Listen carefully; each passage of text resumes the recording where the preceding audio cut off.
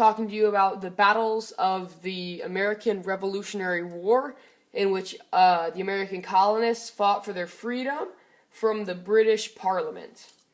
So first off, these two castles, this represent the big cities of the colonies. This one represents Boston, and this one represents New York. So first off, I want to talk about the midnight ride of Paul Revere. So you probably heard the phrase, one if by land and two if by sea. So Paul Revere saw these lanterns in the chapel, and that told him if the British were coming by land or sea. So he saw the light and hopped in his boat and traveled all around the Boston harbor, and then he got on his horse and rode his horse all over to here, in which he met up with William Dawes, who joined him along the route. And then they both continued this way. And along the route, they met up with Dr. Samuel Prescott. He ends up coming up later in the battles. And then they are stopped by British troops, in which Paul Revere and William Dawes flee, but Dr. Samuel Prescott continues the journey. The first battles of the American Revolutionary War are the battles of Lexington and Concord. Now, these battles occurred directly after the midnight ride of Paul Revere, and the first battle was the Lexington. Now, for this battle, it occurred on April 19th, 1775, and this was the battle where both sides lined up in the traditional battle form, and the British ordered the American colonists to drop their weapons. When the American colonists refused to, their generals gave them orders to put down their weapons. So just as the Americans were about to put down their weapons, someone shot. It was unidentifiable which side shot the first shot, but this was known as the shot heard round the world, because this shot started the entire battle. This started a skirmish at Lexington, and then it began further conflicts down the road in the war. So after this battle, both sides kind of fled, and the next battle was Concord.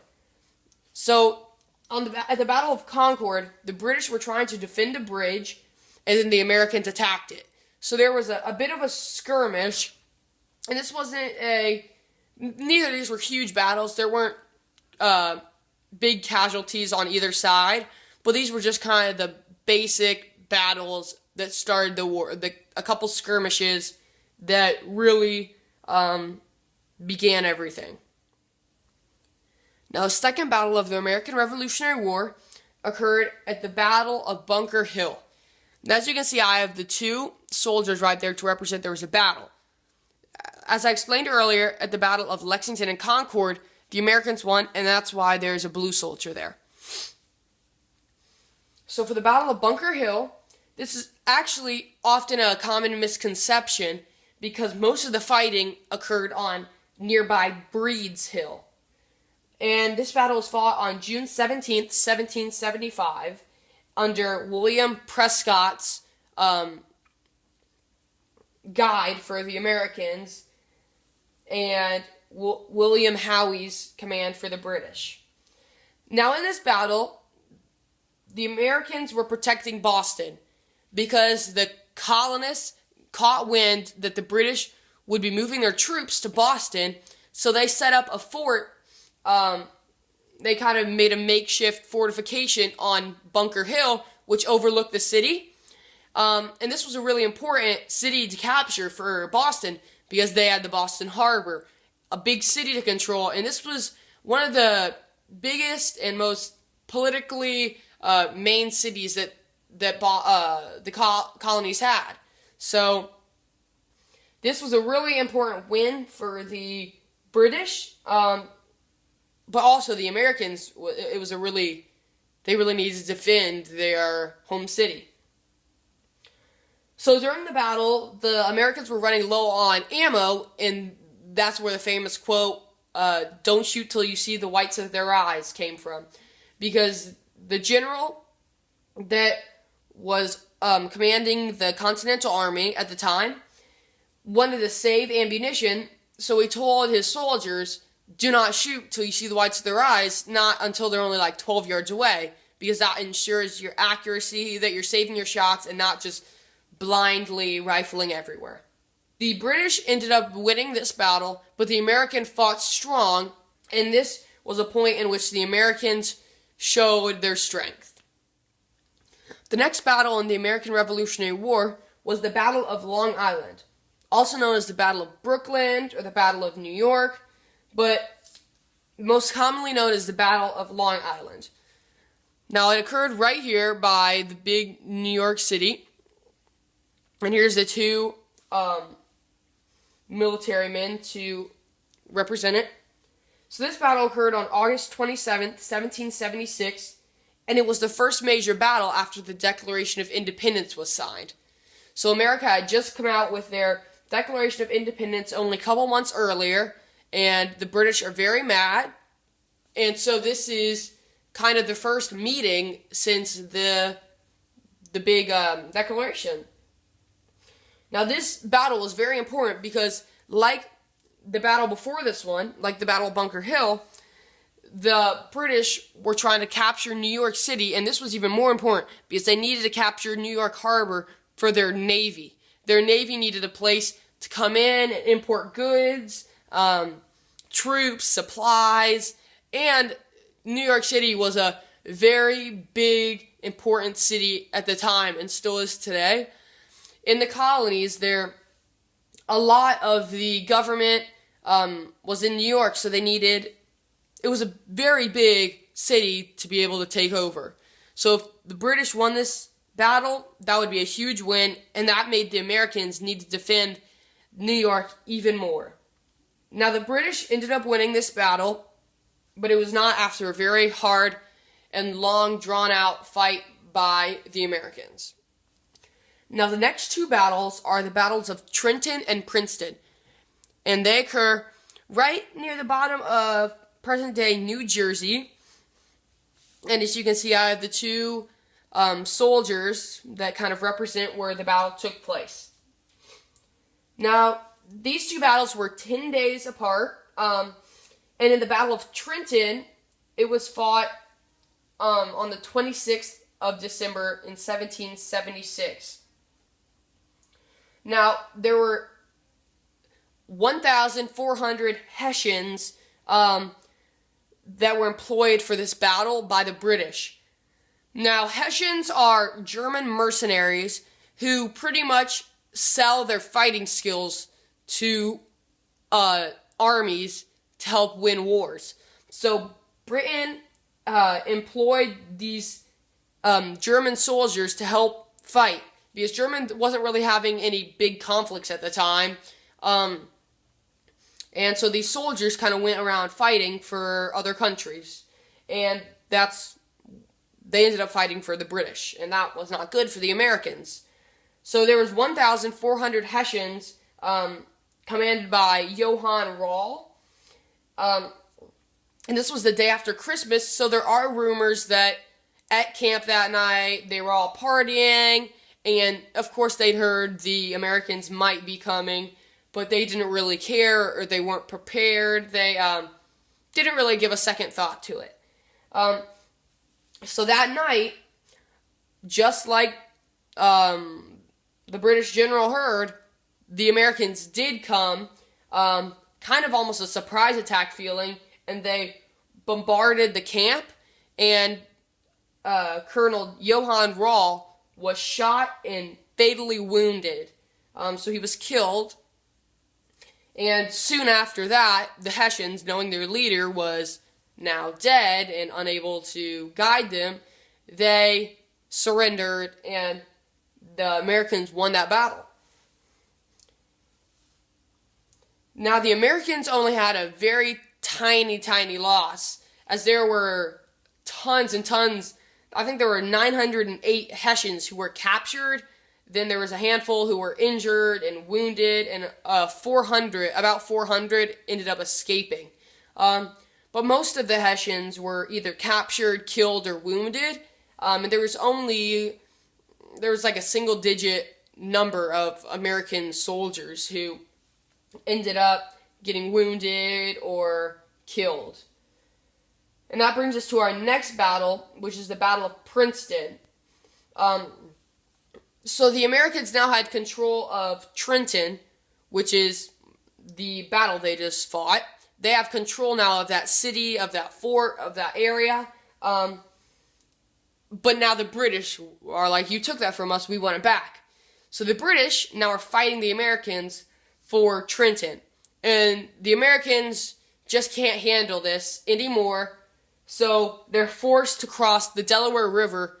And that's where you get the famous picture of George Washington sailing across the Delaware River with the ice everywhere and all this crew rowing. That's where you get that famous picture. And from then on, there was a couple skirmishes. They ended up crossing back across the Delaware River to get back into New Jersey.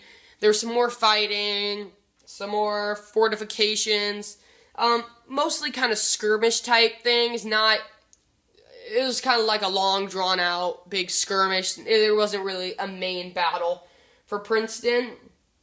And the British general for this battle was William Howe, and obviously George Washington was commanding the Continental Army at this time. And America ended up winning this battle, and this was a very good win for America. Now, the next battle in the American Revolutionary War is the Battle of Saratoga. Now, I say battles because there was more than one. There was actually 2 battles that were 18 days apart. Now, the battles occurred right about where these 2 little soldiers are. And as you can see, there's a black line that runs through the state of New York. That is the Hudson River. And this actually is very important in the Revolutionary War. Because the overall British strategy during this war was to capture the Hudson River Valley. So this battle right here was held kind of near the beginning of the river in upper New York State.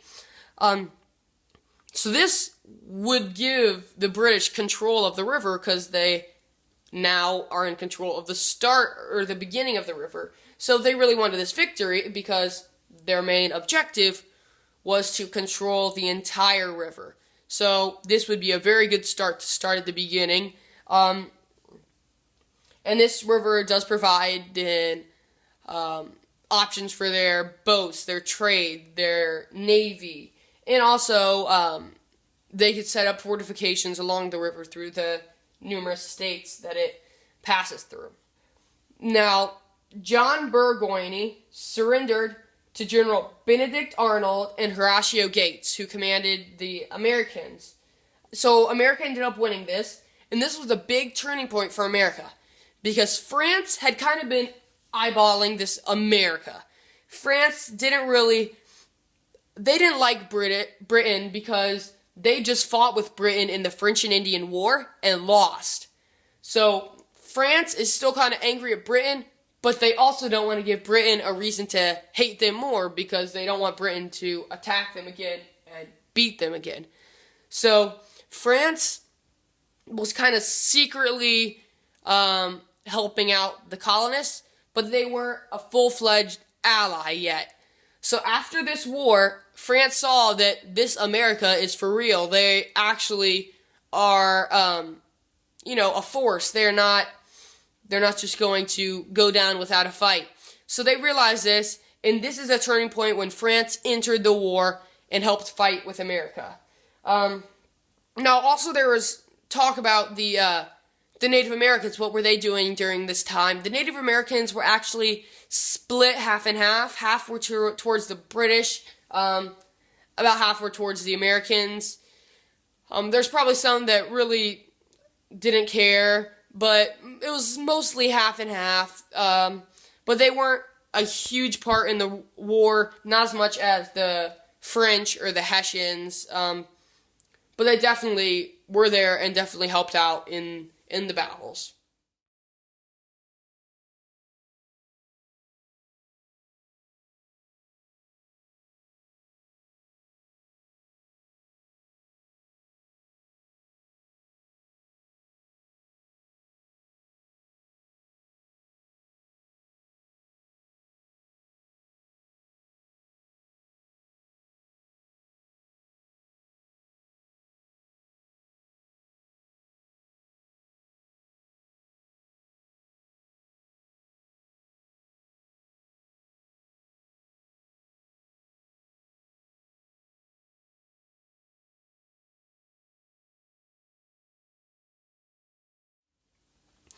Alright, so this is the last battle of the American Revolutionary War.